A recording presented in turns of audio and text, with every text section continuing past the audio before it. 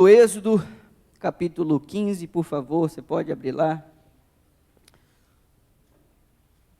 No mês de fevereiro, naquele sábado onde nós tivemos aqui a revelação dos pais de oração, aquele programa liderado pelo Departamento de Família, pela Sandra e com auxílio da outra Sandra, e você deve lembrar que foram 5 meses com sacolas e cartas para todo lado aqui, sábado, eu preguei um sermão no mês de fevereiro, e nesse sermão do mês de fevereiro, quem sabe alguns mais atentos perceberam que houve um momento no sermão que eu mencionei um episódio do capítulo 15 do livro de Êxodo, e aí eu disse bem assim, mas isso a gente vai ver num outro dia. Pois bem, o dia chegou, aquilo que eu disse em fevereiro que nós veríamos, vamos ver hoje.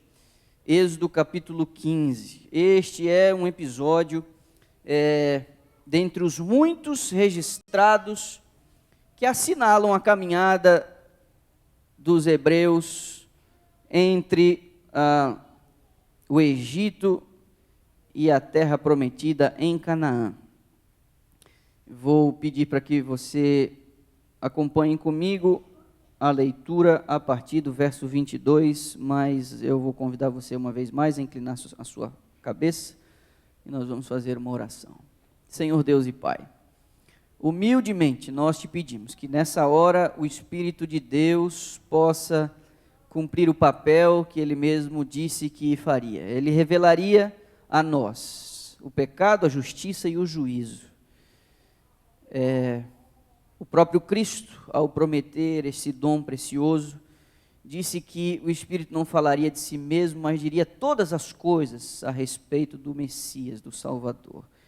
Nós queremos enxergar dentro desse relato, Pai, a mensagem da salvação. Muitas vezes nós aprendemos nos contrastes, nos erros dos personagens bíblicos, e aqui existe um episódio sobre o qual vamos nos debruçar na manhã de hoje. E nós te pedimos, Pai, que o Senhor abra os nossos olhos, o nosso entendimento, e coloque em nós esperança e humildade para a gente reconhecer a solução, porque o Senhor nunca apresenta um caso sem oferecer uma saída e uma solução. Isso aqui foi registrado para o nosso bem, e nós queremos extrair esse benefício nesse momento com a ajuda do Espírito Santo de Deus. O Espírito Santo que toma um mensageiro imperfeito e traduz a mensagem de tal maneira para alcançar ouvintes imperfeitos, e assim se dá o plano da salvação. Por favor, cumpre a tua promessa em nossa vida, nessa igreja, nesse momento, aqui e agora. Te pedimos em nome de Jesus, o nosso Senhor. Amém. Êxodo capítulo 15, a partir do verso 22, diz assim: Fez Moisés partir a Israel do Mar Vermelho, e saíram para o deserto de Sur. Caminharam 3 dias no deserto e não acharam água. Afinal, verso 23, chegaram a Mara, todavia não puderam beber as águas de Mara, porque eram amargas, por isso chamou-se-lhe Mara. E o povo murmurou contra Moisés, dizendo: Que havemos de beber? Então Moisés clamou ao Senhor, e o Senhor lhe mostrou uma árvore. Lançou a Moisés nas águas, e as águas se tornaram doces. Deu-lhes ali estatutos e uma ordenança, e ali os provou, e disse: Se ouvires atento a voz do Senhor, teu Deus, e fizeres o que é reto diante dos seus olhos, e deres ouvido aos seus mandamentos, e guardares todos os seus estatutos, nenhuma enfermidade virá sobre ti, das quais enviei sobre os egípcios, pois eu sou o Senhor que te sara. Então chegaram a Elim, onde havia 12 fontes de água e 70 palmeiras, e se acamparam junto das águas. Este episódio, eu destaquei aqui 5 elementos que podem nos ajudar a compreender o contexto e a mensagem central do tema de hoje. A primeira coisa é que eles saem de um contexto de muita bênção, de abundância. Se você observar o capítulo 14, você vai perceber um grande livramento da parte de Deus. Que livramento foi esse? Acampados diante do mar, com o faraó no encalço, eles ensaiaram ali um momento de desespero. O Senhor interviu dizendo: calma. A nuvem se deslocou da frente para a retaguarda, impedindo o avanço do exército. E aí Deus fez o que fez. O mar se abriu, dividindo-se, formando-se duas paredes, e eles passaram em terra seca. Os mais conservadores estimam que nós tínhamos ali um cortejo de 2 milhões de pessoas. Alguns acham até um pouco mais. Depois de passarem o mar, quando a nuvem se retira e o exército vai atrás do povo de Israel, o mar se fecha, sepultando o exército do faraó com seus cavalos e seus cavaleiros. Aí, à outra margem, você vê um momento de extrema alegria. É o que está registrado nos primeiros 19 versos do capítulo 15, que é um cântico. E eu quero dizer a você, é muito bom quando a gente vive uma fase boa na vida da gente. É extremamente agradável quando a gente se depara com uma situação de conforto, quando a gente vê um livramento, quando a gente recebe uma coisa muito boa, o nosso coração se enche de alegria. Na poesia de um amigo meu, ele diz que às vezes a alegria é tanta que o coração cresce como um bolo de maracujá. Sabe, aquele bonito assim, que sabe, quase que sai da forma, o coração grande, inchado da alegria. É muito bom quando a gente experimenta uma coisa assim. É bom experimentar um livramento, testemunhar de um milagre. É muito bom quando as coisas vão bem. E aí, só que acontece uma coisa. Quando nós vivemos um momento de bênção, quando nós vivemos um momento bom, nós geramos automaticamente dentro de nós a expectativa de que a coisa boa vai continuar. A gente sonha com um futuro bem do nosso jeitinho. O problema é que isso pode gerar em nós a sensação de que o próximo capítulo também vai ser bom. E ninguém gosta de retroceder, ninguém gosta de perder, ninguém gosta de ter os seus direitos desrespeitados. Mas aqui vai um alerta. Cuide, meu irmão, para você não exigir as bênçãos de Deus como se fosse um direito seu. Do tipo assim, foi bom até agora, pois o próximo passo ainda tem que ser melhor. Nós temos um otimismo tremendo, ainda mais em relação ao nosso próprio futuro. A gente sempre acha que a coisa vai melhorar. Mas muito cuidado. Porque no verso 23, depois de eles terem passado 3 dias ali caminhando, e depois de terem cantado um cântico, você imagina, olha, eu fico imaginando como não deve ter sido esse cântico. Porque depois, mais tarde, quando João vai falar de um outro cântico lá no livro do Apocalipse, ele usa esse episódio como uma referência, e ele fala do cântico dos salvos, que receberão grande livramento do pecado de uma vez por todas. Ele se refere a esse cântico como sendo o cântico de Moisés e do Cordeiro. É uma referência histórica. Então, eu fico imaginando, para ser utilizado como uma referência do grande livramento no final, a alegria, e essa música realmente devia ter sido uma coisa esplendorosa. Agora eu me pergunto assim, como alguém no intervalo de 3 dias pode sair do êxtase da alegria para essa frustração toda, 72 horas, 24, 48, 72 horas depois? A expectativa era alta. E aí diz no verso 23, que eles chegaram ao lugar e as águas eram amargas. Deixa eu dizer uma coisa para você. Se num primeiro momento a gente teve a abundância, num segundo momento a gente teve uma expectativa, e agora no terceiro momento nós temos um desapontamento. E eu quero dizer que pessoas desapontadas podem se tornar muito perigosas. Amigos desapontados podem não ajudar muito a gente, não. O desapontamento tem um sabor amargo. É quando você realmente espera que uma coisa boa aconteça e ela não acontece. A igreja já viveu alguns desapontamentos. Quem sabe um dos grandes desapontamentos que marcaram a experiência da igreja foi quando Jesus Cristo foi crucificado. Eles tinham uma outra expectativa, eles tinham uma outra ideia do que seria o reino do Messias. E essa expectativa que não foi atendida gerou neles um desapontamento tão grande, tão grande, tão grande, que eles ficaram trancafiados naquele final de semana, a ponto de não conseguir lembrar da promessa de que, sim, de fato ele morreria, mas ressuscitaria. Tirou deles uma experiência tremenda. Você também conhece um outro desapontamento? Por conta de um retorno de Cristo que não aconteceu no final do tempo profético de Daniel. Isso também gerou muita tristeza e acabou definindo uns de outros por conta desse sabor amargo, né? Esse é o desapontamento. Desapontamento faz isso com a gente. Agora, aquelas águas de Mara eram um símbolo do que de fato era o coração deles. Símbolo de um coração impuro. E o coração impuro sempre se revelará quando for provado.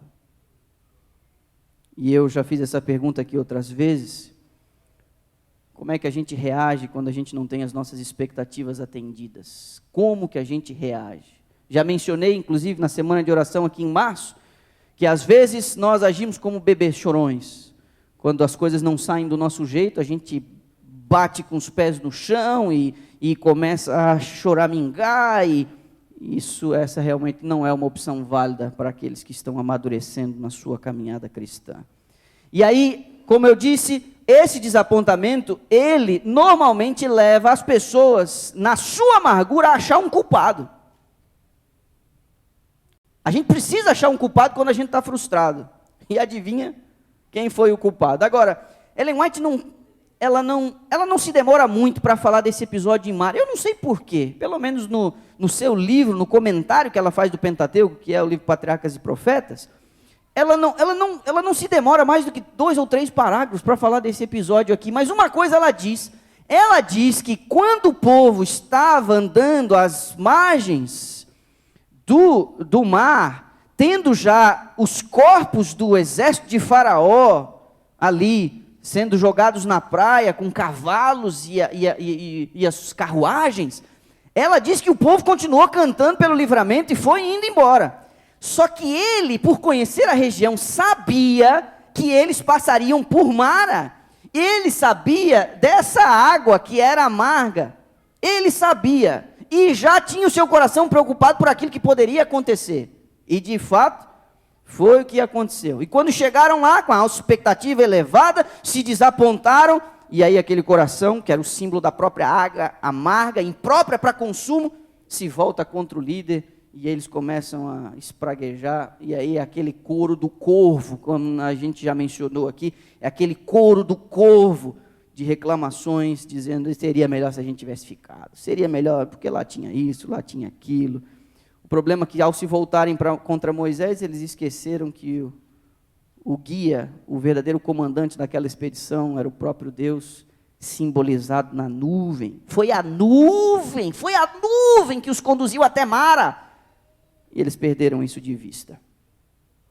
O problema é que pessoas amargas perdem o bom senso, você até não consegue conversar com elas, elas não conseguem mais raciocinar, as emoções, geralmente desencontradas, cegam a razão. Não há como você dialogar, não dentro do senso comum, da lógica racional, porque a frustração é muito grande. Aí o povo se volta contra Moisés daquele jeito, e o verso 24 diz que o povo murmura.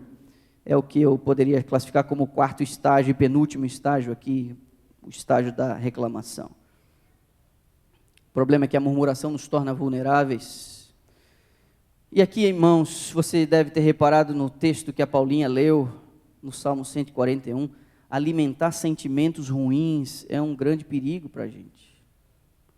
E aí Davi escreve aqui no Salmo 41, ele diz assim: coloca, Senhor, uma guarda à minha boca.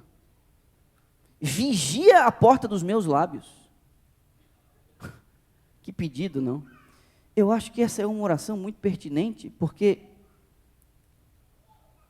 Ellen White, num outro momento, ela diz que as palavras não apenas revelam quem a gente é, mas as palavras mudam quem a gente é. Eu não sei você, mas se você for um pouquinho parecido comigo, você já deve ter sentido coisas muito ruins E aí a gente faz um grande esforço, quando a gente sente uma coisa muito ruim, às vezes a gente faz um grande esforço para que esse sentimento ruim não se traduza numa palavra, ou não se traduza numa atitude. Você aguenta aqui, você está reprimindo a sua natureza, porque essa é a reação normal, natural da gente. Aí você segura. O problema de quem não consegue segurar é que não apenas revela um problema inerente a todos nós que fomos infectados pelo problema do pecado, mas é que o problema aumenta, porque o que eu extravaso reage sobre mim, potencializando um problema que deveria ser resolvido pelo meu silêncio. Por isso Davi está dizendo o seguinte: põe uma guarda à minha boca e vigia a porta dos meus lábios. Essa é uma oração muito pertinente. E a gente tem essa tendência, de fato. Às vezes a gente experimenta uma coisa muito boa, aí uma coisinha dá errado, alguém fala uma coisinha que dá errado, e a gente acha que tudo deu errado.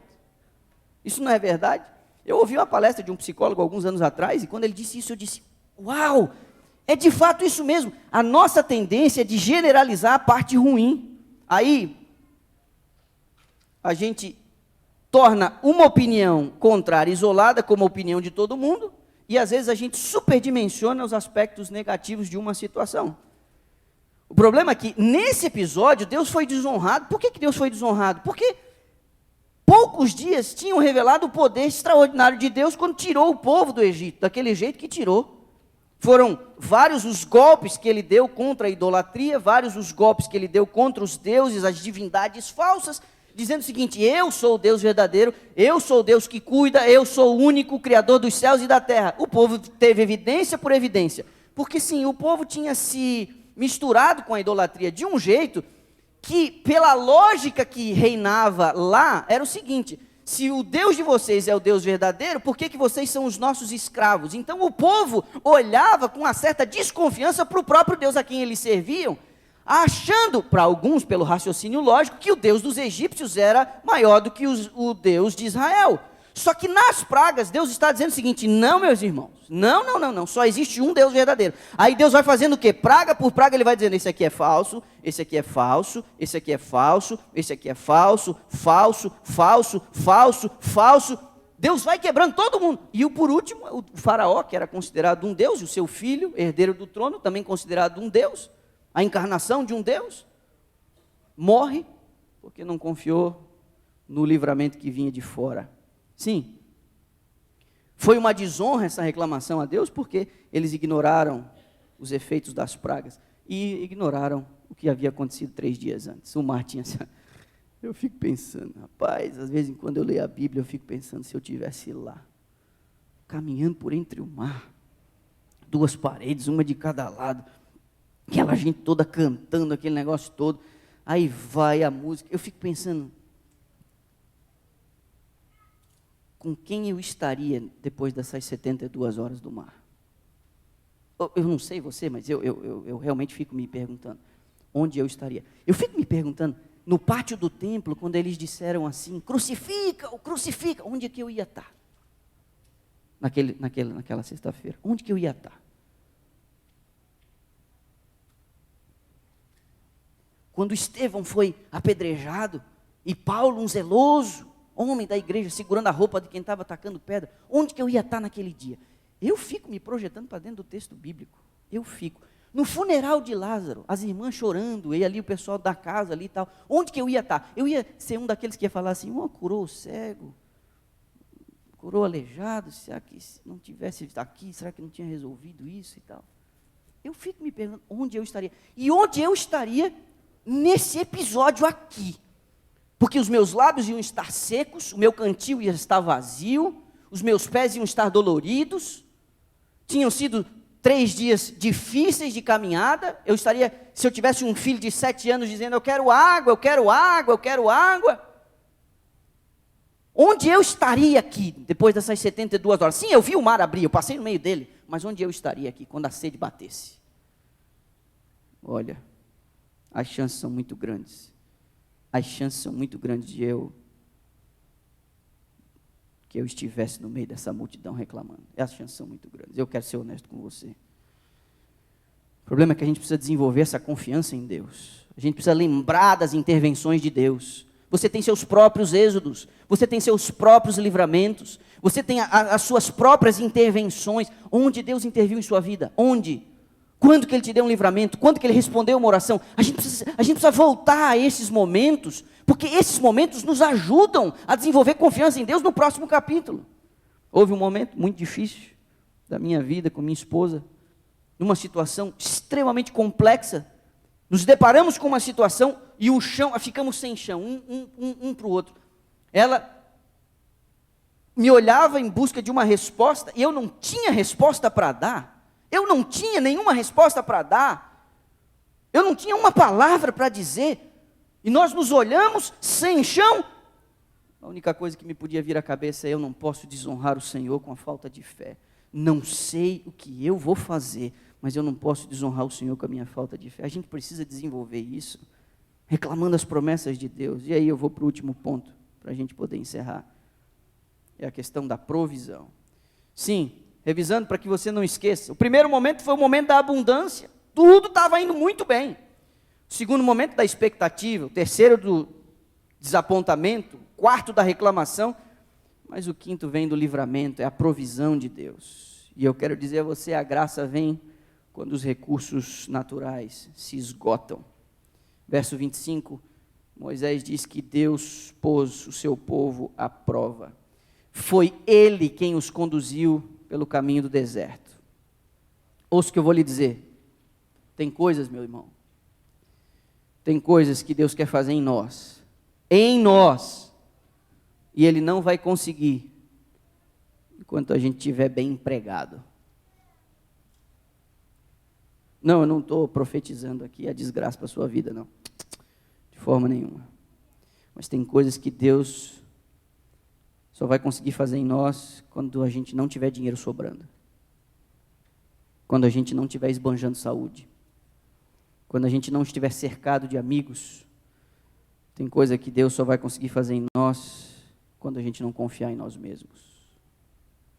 Tem vezes que Ele precisa quebrar as nossas pernas para a gente aprender a andar ao lado dEle.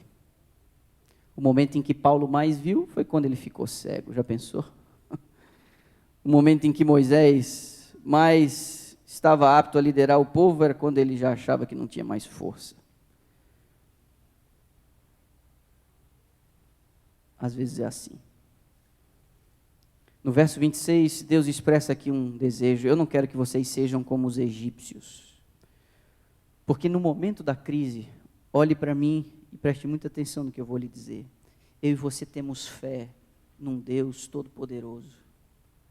Mas quando a crise chega para mim e para você, e é inevitável, ela vai chegar, como que a gente reage? Se não houver diferença entre os que têm fé e os que não têm fé no momento da crise, a minha pergunta é: para que serve a nossa fé então? Quando a coisa aperta, se a gente reage como um ímpio e um descrente, a minha pergunta: que fé essa é a nossa? Porque a fé, a esperança, ela mostra o seu valor, a sua força, quando ela é testada. É muito fácil a gente ficar falando aqui quando os ventos sopram a favor, mas quando a coisa aperta, como que a gente reage? A Bíblia diz que o Senhor os colocou à prova, era para evidenciar o caráter do seu povo, e eles reprovaram no teste. Mas aí o Senhor sugere: eu não quero que aconteça com vocês o que aconteceu com os egípcios, mas por favor não deseje a velha vida que você tinha.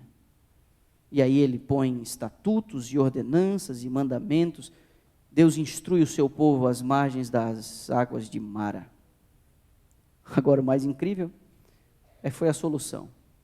Deus não precisou mais do que um pedaço de madeira para transformar toda aquela amargura numa fonte de salvação.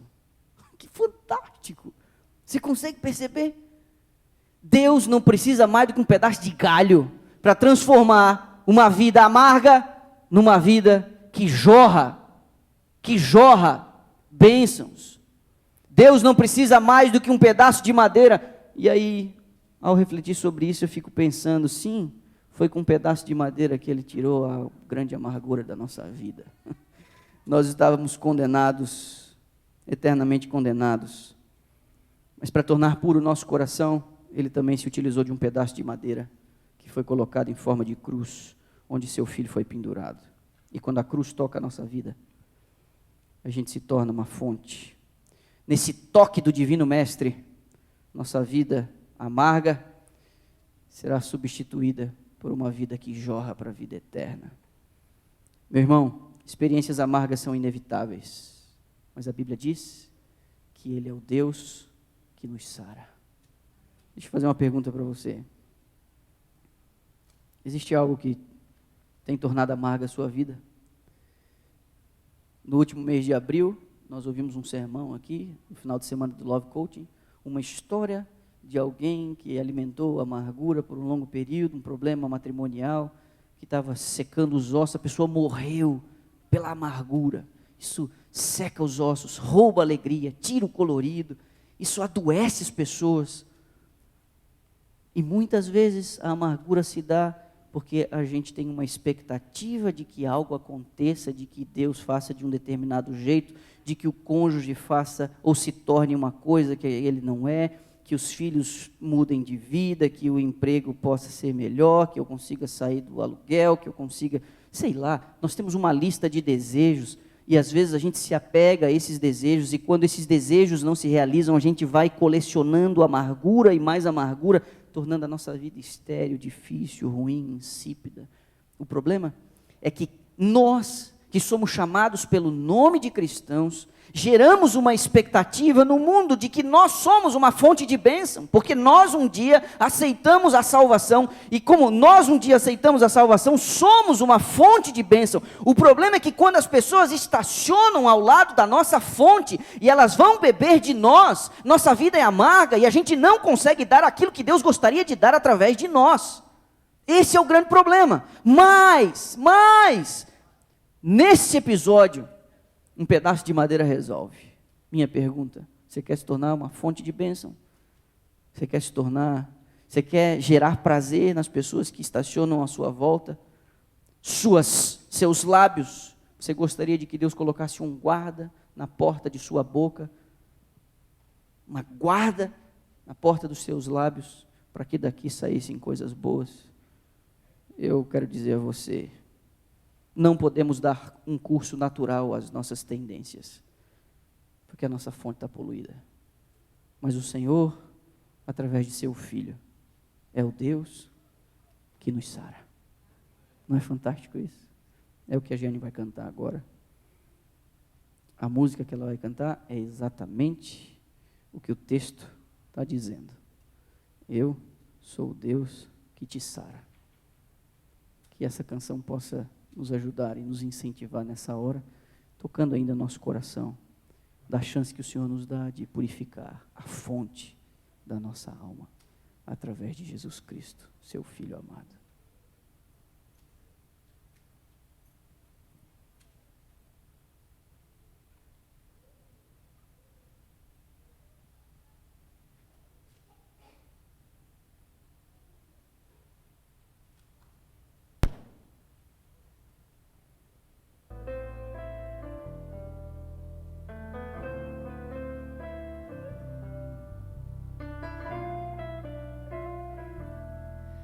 Na miragem do deserto, um oásis avistei, mas as águas cristalinas são amargas como fel.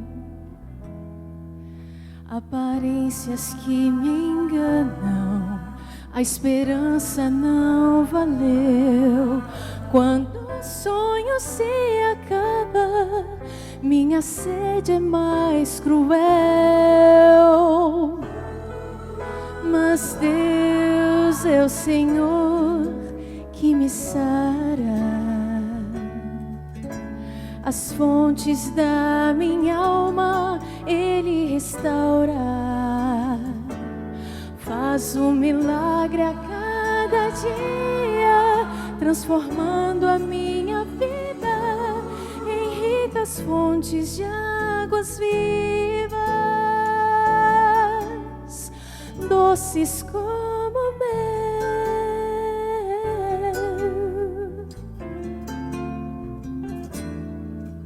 Muitas vezes quem me encontra tem a mesma sensação de quem chega a um oásis e encontra ilusão. Apesar do que se espera, pouco posso oferecer. Eu preciso de um milagre que transforme meu viver. Mas Deus é o Senhor que me sara. As fontes da minha alma Ele restaura.